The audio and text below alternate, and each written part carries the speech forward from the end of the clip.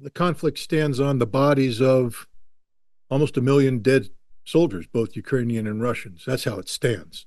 It stands on the displaced civilians, Russian and Ukrainian, who have lost their homes, their livelihood.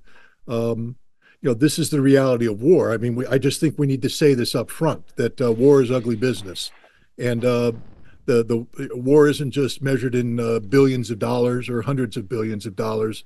It's measured in hundreds of thousands of lives lost and millions of lives forever changed, altered by this conflict. But now that we've gone past that, I can put on my military hat, which sadly often requires one to lose an aspect of their humanity, um, and reflect on the reality that Russia has seized the strategic initiative some while ago, and now they're exploiting the strategic initiative. Russia has superiority and or supremacy on every aspect of the military spectrum. They are dominating on the battlefield. They are dominating in terms of military economy. They are dominating in terms of geopolitical support. There's not any facet of this conflict where Ukraine has parity or superiority. Ukraine is losing across the board.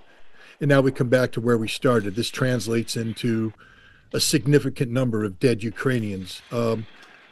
Thousands, tens of thousands have died in the past days and weeks. And sadly, if this war does not come to an end, hundreds of thousands more will die because there is literally nothing Ukraine or the West can do to stop a strategic Russian victory, the strategic Russian victory that's taking place now.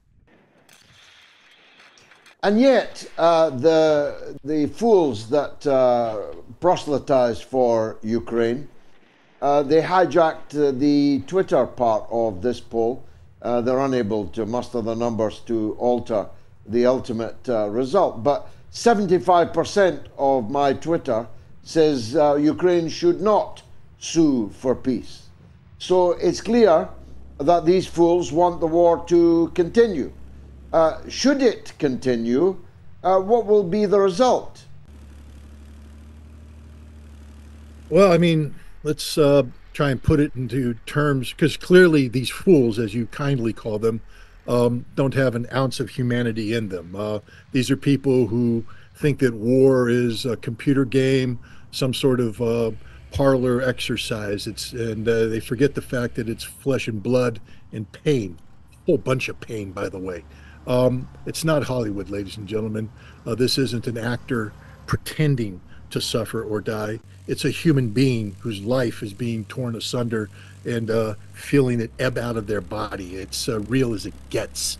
So for all those people that want this war to continue, fools is the kindest word I can imagine, and I applaud you for showing restraint, because if this weren't your podcast, I'd be using different language. But let's put it in terms that they can understand. Imagine you're in Las Vegas, because we're talking about a gamble here. This is purely a gamble. The Russians are beyond the gamble point. The Russians are at the stage of this conflict where there's absolute certainty about the outcome. And so they will be very methodical in their approach. No gambles, no gambits, just a slow, inevitable grinding away of murder. That is war. And even if I think the Russians are on the right side of history, war is murder. That's all it is. It's organized murder carried out by both parties. The side that wins knows how to organize murder better than the other side. That's it. So the Russians will be carrying out this murder. But since these people, these fools, as you say, can't think of it in this way, let's think about it. You're in Vegas and you're at the table and you're gambling.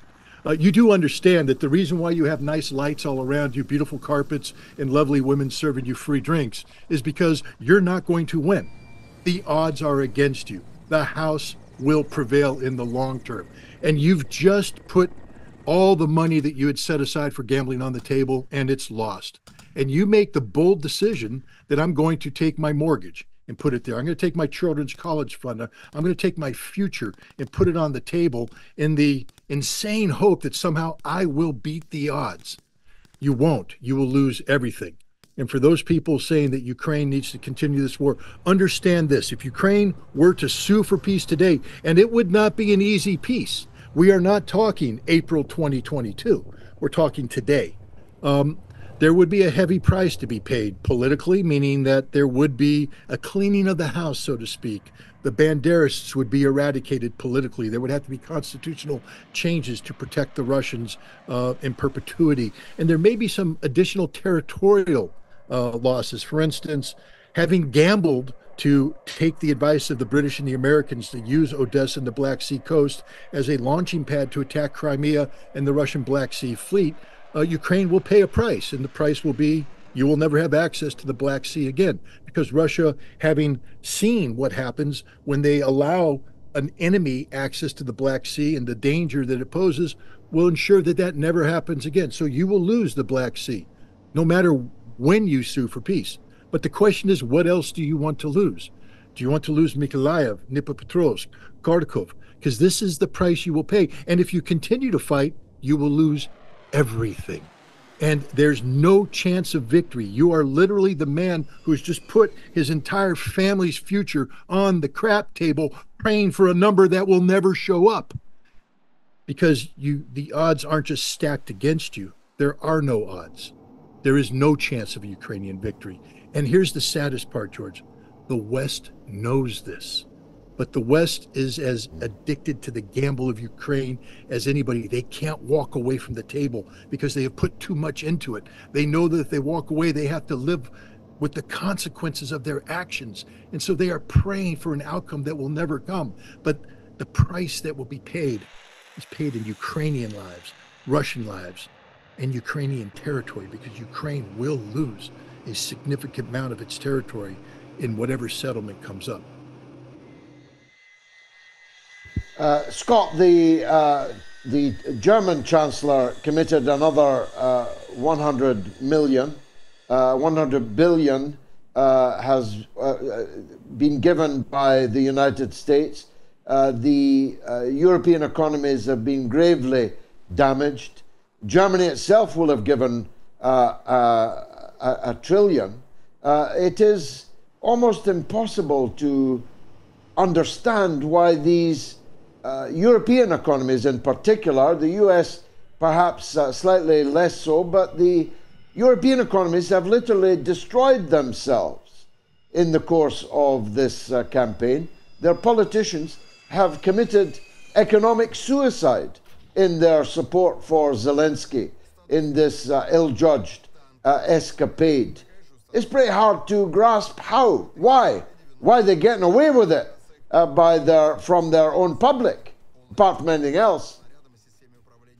Well, it's mind-boggling. I mean, the German farmers seem to be the segment of German society that has maintained a spine, at least understands that there's something that should be funded rather than Ukraine, and that is, of course, German agriculture. And so they are speaking out, and maybe they can rally additional German support. But I mean, this is sort of facetious of me, but I grew up in Germany in the late 1970s, early 1980s, and I was a huge fan of the Porsche 911 SC Turbo Rough Modified. Any car fanatic will know what I'm talking about. But, it's German manufactured, high quality stuff. I couldn't afford it. But thanks to the German government, Porsche is shutting down their production in Germany and moving to the United States. And there's a hope in the future that I might be able to buy a Porsche 911 SC Turbo. It won't be rough modified, but it'll say made in the United States. And that's because the German government has foregone any consideration of the German people. They are deindustrializing as they speak because of this insane desire to be seen as supporting Ukraine. Don't the Germans understand that every euro they send to Ukraine is a euro wasted? It's a euro that will buy nothing but the death of more Ukrainians. They can't win this war. NATO can't tip the scales. There's nothing that can be done at this juncture. Why they continue to foist death and destruction upon a Ukrainian nation they claim to be supporting? I mean, the reality is, for the people of Ukraine, Europe is your worst enemy. America is your worst enemy. Because of Europe and the United States, you have suffered irreversible losses that can't be measured. It's unconscionable what's happening. And yet we call ourselves your friends, and we keep sending you to your death. Scott, I remember you and I talking at the very beginning of all this. The raft of sanctions had just been imposed. And Joe Biden, by the way, just announced another 500 sanctions on Russia on the principle that throwing good money after bad is just what American presidents do. We now have Baerbock, the German foreign minister, the Green Party foreign minister, admitting in public that we all knew the sanctions on Russia weren't going to work, which must come as a shock to all those Germans that have paid with their jobs, paid with their prosperity. So we impose sanctions that you're now telling us we knew were not going to work. Try and explain that. Which I can't. I mean, it's literally a politician trying to reinvent the playing field, to come up with some sort of coping mechanism to justify what, in this case, she has done to the German people. I mean, she's trying to say we're on the right side of history, and we have to do what's right, whatever the cost.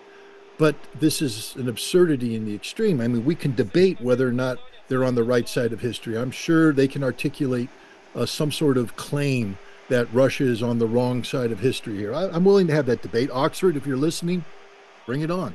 But you know, they won't, because I think they ran away from you as well. But the fact is,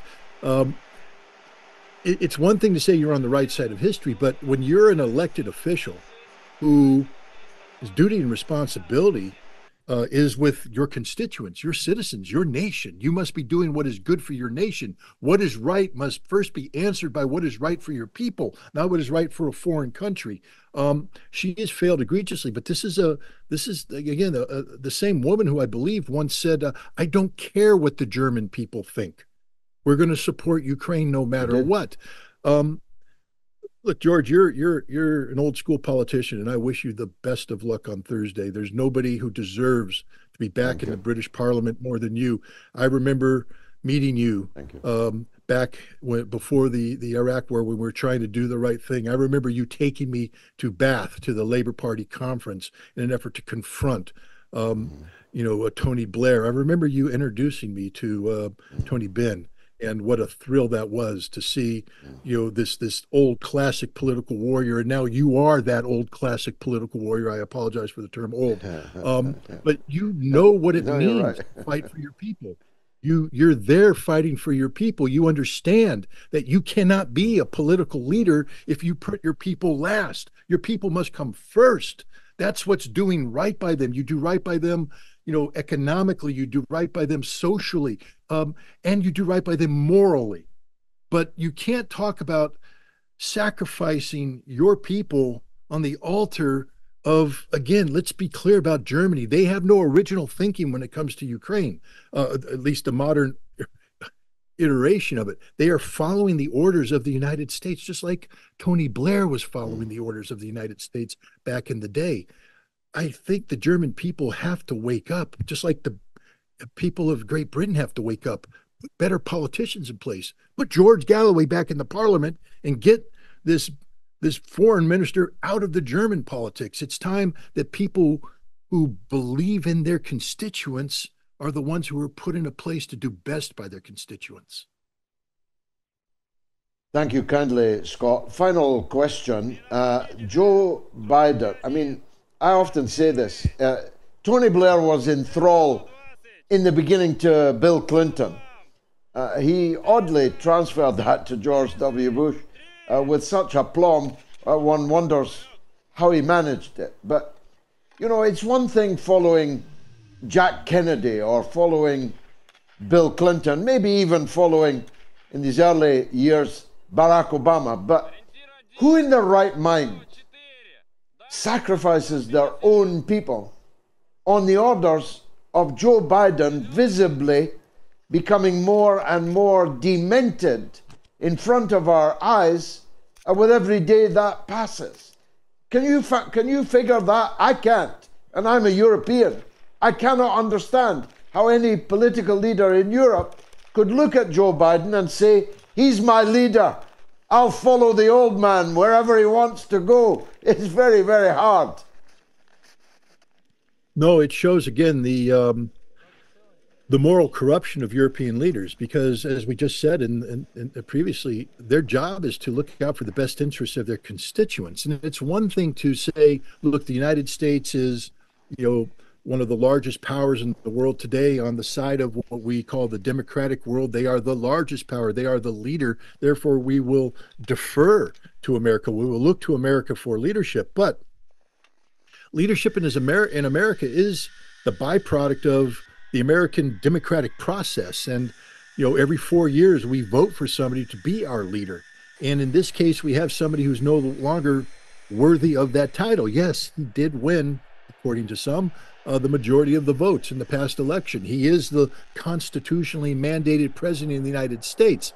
But leadership isn't something that's just given. It has to be earned, and it has to be earned on a daily basis. If I were a platoon commander, I have to go before my Marines every single day and earn their respect, not by saying I'm a captain or I'm a lieutenant and you must follow me, but to say, I'm Scott Ritter, I'm a Marine officer, and I adhere to the standards, the values of that. And when you look at me, I need you to be inspired by somebody that you will follow into combat, believing that I have your best interests in mind.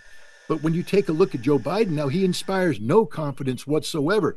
Therefore, if I were a European leader, I would say to my American counterparts, we want to be with you, but we can't, because he's not inspiring confidence. And if you're telling me that the directions are coming from him, I don't believe you. So before we move forward, you have to tell me who's making the decisions in America, who's the leader, who's the man behind. I mean, who is the Wizard of Oz? We see this face and talk, but it's fake. There's somebody else behind the scenes moving the levers. And if I'm a European leader, I need to know who they are so can I have confidence in the decisions that are being made. Right now, if you're telling me it's Joe Biden, there can be no confidence in decisions, because we know for a fact it's not Joe Biden.